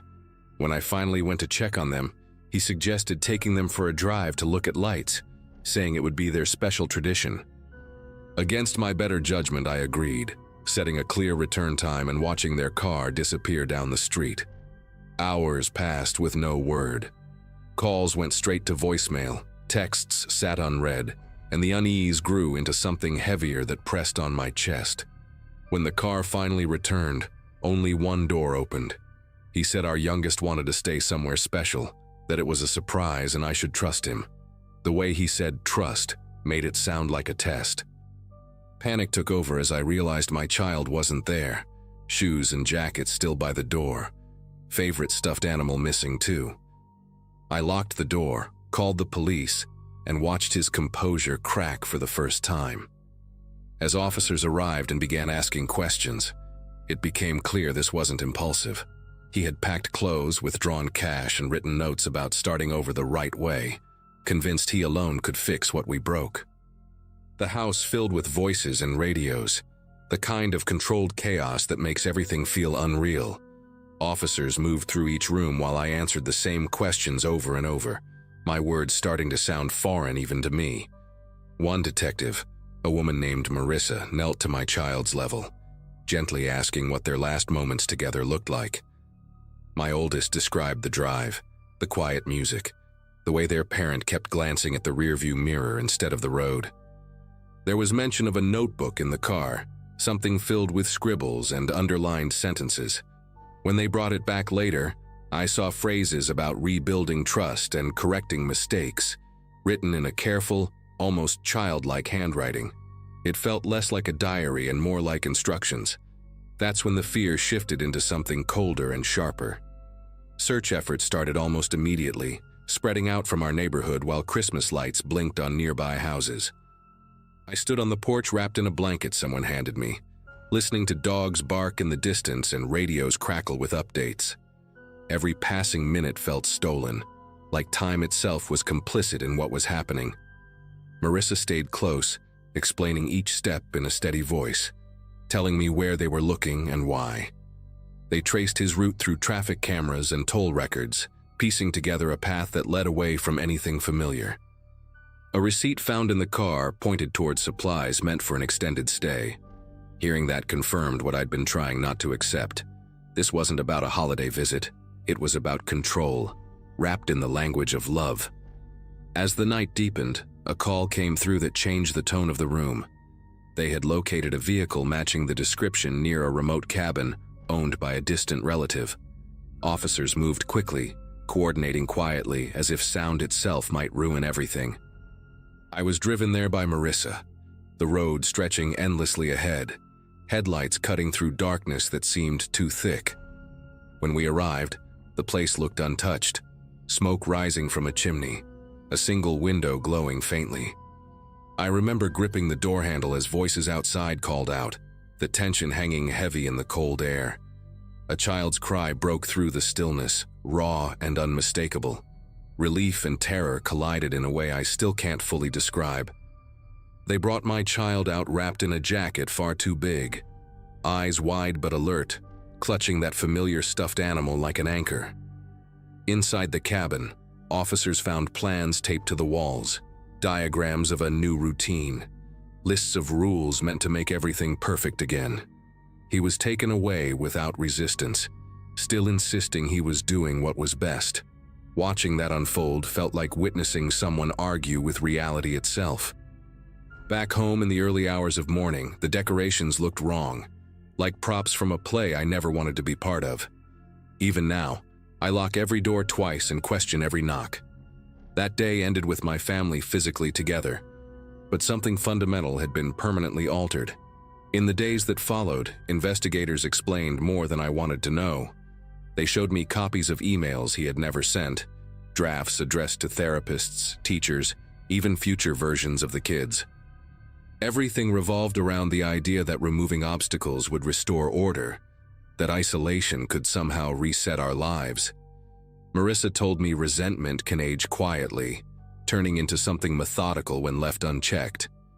Hearing that made the whole night feel less random and more calculated. The realization hurt in a different way, because it meant the danger had been growing while I was busy managing daily chaos. I replayed every interaction from that evening, wondering where I could have interrupted the chain. There was no comfort in the answers, only clarity. My youngest didn't talk much about the cabin at first, only mentioning the cold floor and the sound of wind against the walls. Over time, small details surfaced, like being told this was a test of loyalty or that secrets were necessary for happiness. Those words cut deeper than anything else, because they sounded rehearsed, practiced. Therapy became part of our routine, slow and frustrating but necessary. I learned how children absorb tension without understanding it, how they internalize responsibility for adult choices. Some nights ended with questions I couldn't fully answer, about why love could feel so frightening. All I could do was stay present, proving through consistency what words couldn't fix. The legal process moved forward with a grim efficiency, restraining orders and supervised visits replacing what once passed for trust. I packed away holiday decorations that still smelled faintly of pine, unable to look at them without feeling that familiar not return. Friends tried to help by keeping things light, but there was an invisible line I couldn't cross anymore. I became more alert, more deliberate, noticing patterns in people's behavior I would have ignored before. It wasn't paranoia so much as awareness sharpened by experience. Safety stopped being an abstract idea and turned into a daily practice. That shift changed how I saw the world, for better or worse. Now, when I think about that Christmas Eve, it feels sealed in its own space, like a room I rarely enter but never forget exists. The plan unraveled before it could become permanent, and that's the part I hold on to. My family is still fractured, still healing, but intact in the ways that matter most. I don't understand how someone can convince themselves they're saving others by taking everything away. Maybe I never will. What I do know is that obsession doesn't announce itself loudly. It whispers, patiently, until someone listens. And sometimes surviving means recognizing that whisper before it finishes its sentence.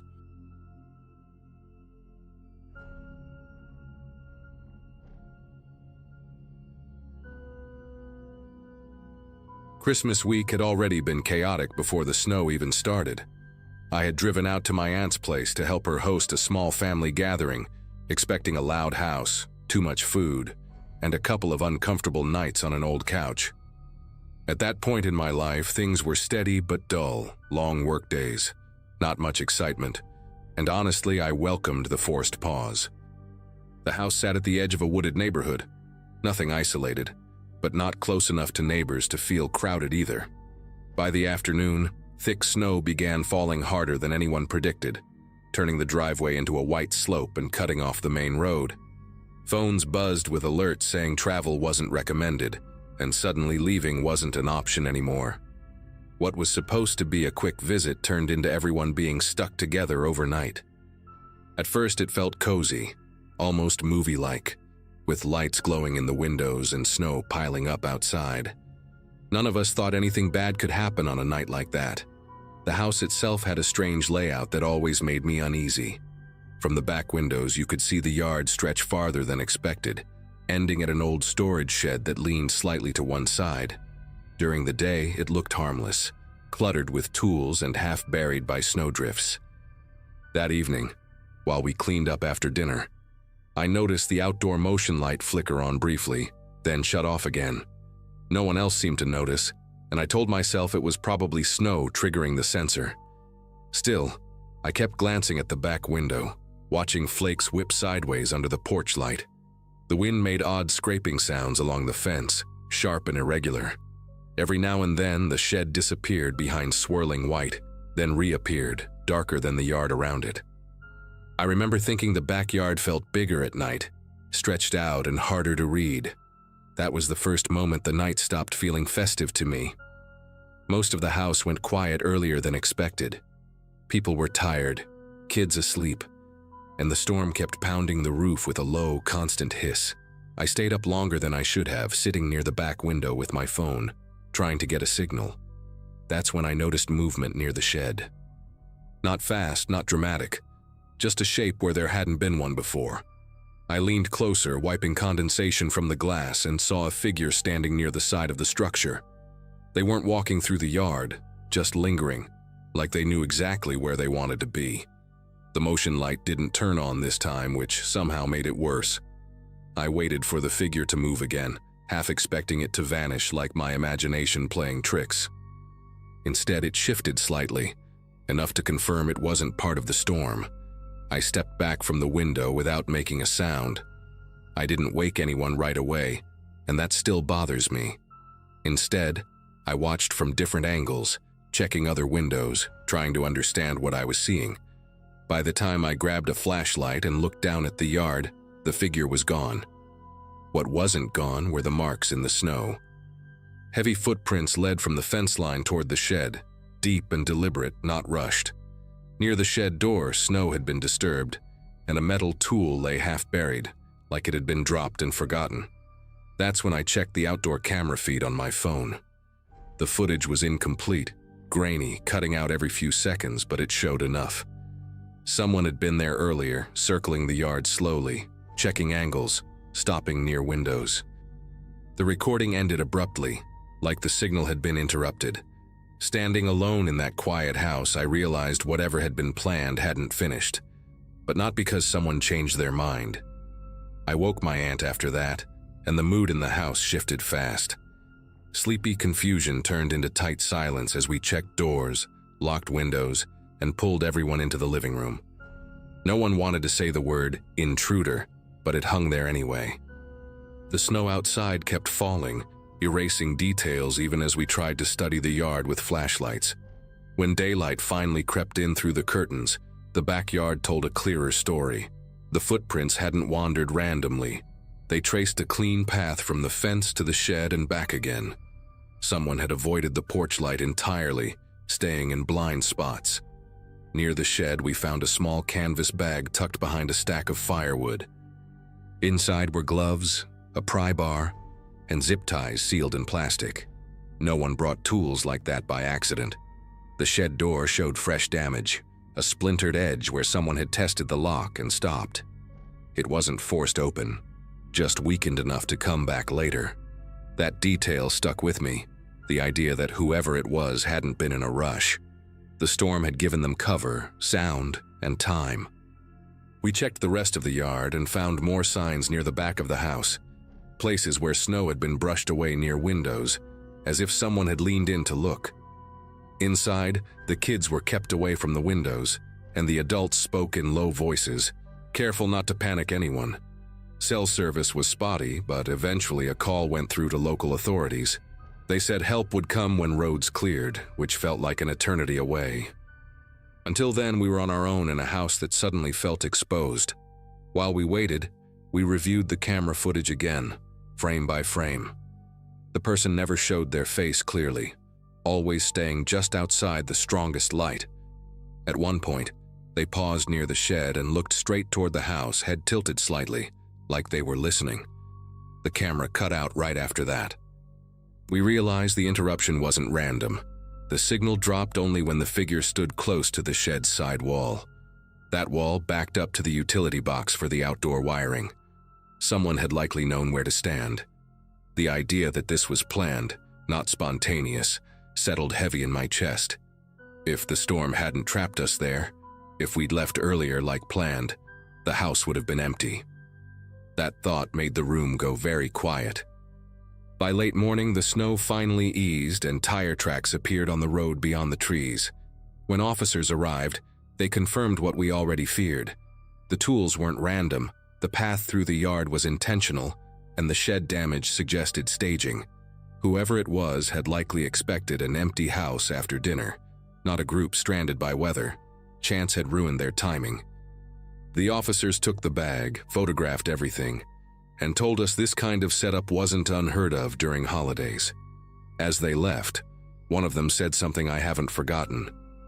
They'll usually come back if they think they weren't seen. That night, no one slept near a window. We kept lights on, doors barricaded, and watched the yard until exhaustion finally won.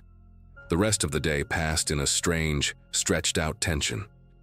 We tried to go back to normal Christmas routines, reheating food, making coffee, keeping the kids distracted with movies, but everything felt staged, like we were pretending for the sake of sanity. Every sound outside pulled attention toward the windows. Snow slid from tree branches with dull thuds, and each one made someone flinch. I kept replaying the footage in my head, the way the figure stopped and angled their body toward the house, as if counting people inside by sound alone. I remember noticing small things that wouldn't have mattered before, like how thin the back door glass was, how close the shed really sat to the fence. Familiar spaces felt remeasured, reevaluated, stripped of comfort. By afternoon, the storm had fully cleared, leaving behind a blinding white yard that showed every mark too clearly. That's when we found something else. Near the far side of the fence, partially hidden by drifted snow, there was a second set of footprints. These didn't lead toward the house. They ran parallel to the property line, stopping at a spot where the fence bowed slightly inward. The officers hadn't noticed them earlier because the snow had still been falling then. This path suggested someone else had been watching from a distance, not approaching, just observing. When we pointed it out later, we were told it could have been old tracks, maybe from a neighbor, but the depth matched the others exactly. Same weight, same stride length. That detail sat wrong with me. It suggested patience, coordination, maybe even a backup plan that never got used. Whatever had been interrupted wasn't small. By evening, the roads were finally clear enough for us to leave. Packing up felt rushed and quiet. Nobody joking, nobody lingering. Before getting in my car, I walked one last time to the back of the house with my aunt. She locked the shed with a new padlock, heavier than the old one, her hands moving faster than usual. The yard looked peaceful again, almost harmless, but I couldn't stop imagining how different it would have felt arriving to an empty house. On the drive home, I kept checking my mirrors, not because I saw anything, but because my sense of privacy felt permanently cracked. The idea that chance alone had changed the outcome made it harder to shake. There was no dramatic confrontation, no face to remember, just evidence and intention left behind. Nothing else ever happened at that house. No break-ins, no return visits, no arrests. Life moved on the way it always does, slowly covering the memory with routine. Still, every Christmas since then, heavy snow makes my chest tighten. I think about how easily plans form in someone else's mind, unseen, waiting on timing. Whatever had been meant for that night didn't vanish. It simply lost its moment. And knowing that the only thing standing between safety and something far worse was a weather report feels more unsettling than any clear explanation ever could.